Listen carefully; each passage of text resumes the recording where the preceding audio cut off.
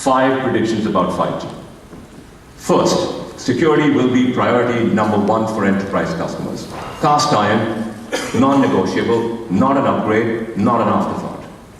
Operators who sell to the enterprise, pretty much all of them, will need to act to address this demand. The reason is simple. Many enterprises will rely on operator-provided networks for mission-critical functions. Resilience will be a must. And without security, there is no resilience. Essential trade secrets will flow over those networks. Airplane engine innovations, pharmaceutical formulae, electric car schematics. Things worth not just millions, but billions.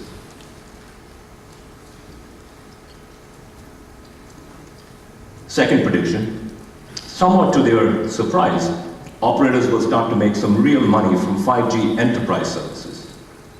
Some of our customers see the opportunity there, others are not so sure. Yet, in a Nokia Bell Labs study, we found that the enterprise market opportunity for operators will expand from around $500 billion today to a potential $1 trillion by 2028. A big slice of this increase will be down to the growth in IoT connectivity revenues, which will rocket from about 2% of operators' total revenue today to 10% in a decade's time. And 100% of these gains will be down to the power of 5G. Third prediction, 5G will enable productivity growth on a historical scale. I've talked about this before, about how 5G and other technologies will create a tipping point for productivity. Between about 2028 and 2033, we expect gains similar to those the US experienced in the 1950s, in the range of 30 to 35%. And not just in the United States, China and India could see similar productivity growth, albeit a few years later. That is revolutionary. That could really help make the world a better place. Number 4, 5G will grow, and grow, and grow, for up to a decade. Now, there are several reasons why. First, 5G will continue to evolve.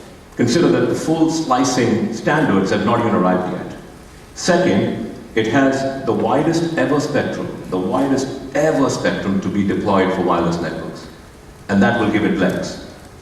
Third, the use case for 5G may start with consumer broadband, but it will certainly not end there.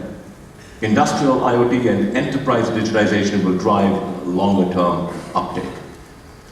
This does not mean, however, that 4G will disappear anytime soon. In fact, it will continue to do a lot of the heavy lifting for networks in most of the world. That's good. That's good news for vendors like Nokia and indeed for the entire ecosystem, because mature product margins will help offset continued investment into the new. And speaking of the new, my last prediction, and I am 100% sure about this one, is that I will not come here next year and tell you how excited I am about 6G. Sure, it will come in time. It has clearly generated interest in the United States, and our researchers at Nokia Bell Labs are already exploring 5G plus and 6G concepts, looking at new ways to leverage different spectrum bands. But first, we need to fully tap the power of 5G. There is so much we can do with it, and so much it can do for us.